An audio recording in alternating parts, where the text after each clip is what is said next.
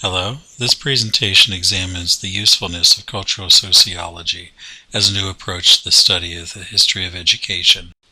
We start from the fact that although the term culture appears frequently in educational research, the so-called cultural turn has attracted much attention from social theorists. The study of the historical dimension of education and training as of yet has avoided applying an analytically anchored concept of culture. Therefore, the object of our study is to examine the possibility of using contemporary cultural sociology in the study of the history of education and training. In this regard, we intend to first highlight the main shortcomings of current social science approaches to the study of the development of educational systems and educational institutions. In our conception, culture is a symbolic system containing within itself the meanings through which people understand their experience of the world, and on the basis of which they subsequently act. It is a constitutive structure of semantic disposition, which has a causal power in influencing historical events and processes. At the same time, culture operates especially through narratives, which influence the values and attitudes of actors, and through them the formation of individual and group identities. In considering culture in the context of education, the most common approach assumes that education and training produce culture in the form of the values and attitudes of pupils and students, just as it shapes their cultural identity, and this occurs in both children and adults.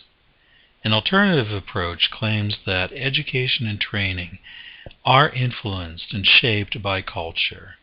People take on different positions and opinions about education and training. Through these activities, they then produce collectively shared meanings and an identity for cultural institutions. According to Mahoney, the social sciences most often make use of 5 types of general explanatory mechanisms. These are functionalist theory, rational choice theory, power theory, neo-Darwinian theory, and cultural theory. Cultural theory is a specific explanatory mode with its own conception of causal agents and causal mechanisms. Up to now, in the study of education and training, 2 of these approaches have been primarily used: power theory and rational choice theory. Power theory emphasizes the fact that the development of education and training is primarily conditioned by power conflicts that most often take the form of either a struggle between social classes or ethnic conflicts. Rational choice theory captures the formation and functioning of the educational market in which the various schools and the individual actors move, and how these organizations and the individuals in this market try to maximize profits while minimizing losses. Our critique of these 2 approaches is as follows. Power theory is insufficient to explain the changes in development of education because in power theory the role of culture is reduced to class or other group ideology. This is why it is not able to describe why some class or social groups consider education to be of significant value, while for others it means nothing.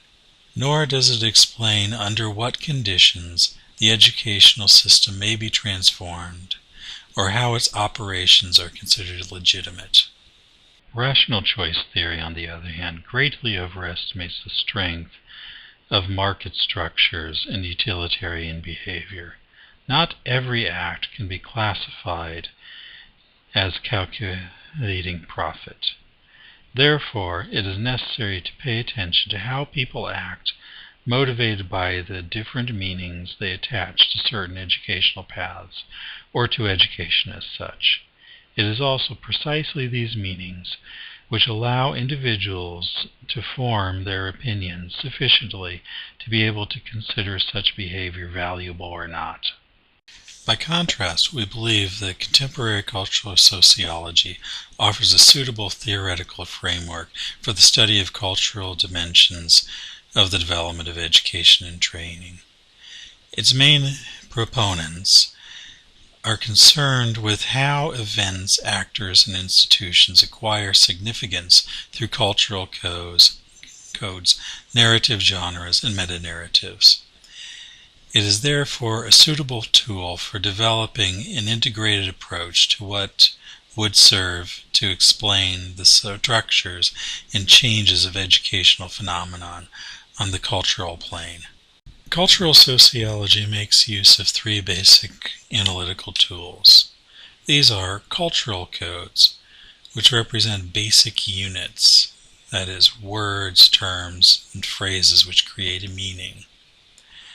Cultural codes work on a binary principle, which categorizes them based on different meanings, positive and negative, sacred or profane. Narrative strategy is the strategy of creating stories that work in different ways within a storyline. This produces a specific constellation of relationships between characters and events that are also causally linked by the plot.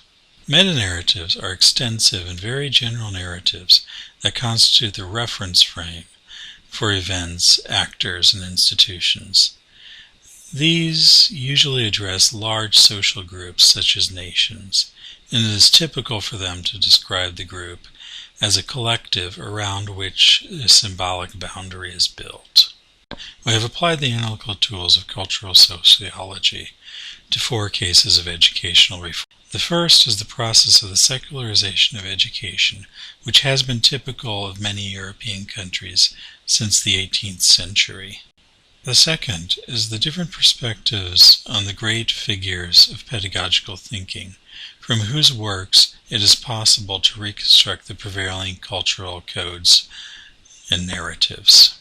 The third is the rhetoric surrounding American educational reform since the launch of Sputnik in the 1950s. And finally, the Erasmus Student Exchange Program as an instrument of creating a common European identity. In conclusion, we believe the approach of cultural sociology represent a different type of heuristics which has not yet been sufficiently exploited in the historical study of education and training. We are convinced that it can be seen as complementary to other types of theoretical approaches, such as general theories, which makes it possible to overcome their materialistic or utilitarian orientation. This makes it possible to assume that the development of culturally oriented studies of education and training could bring new insight into the issue, not only in terms of the reinterpretation of some socio-pedagogical phenomena, but also in terms of initiating research in new areas of inquiry. Thank you for your attention.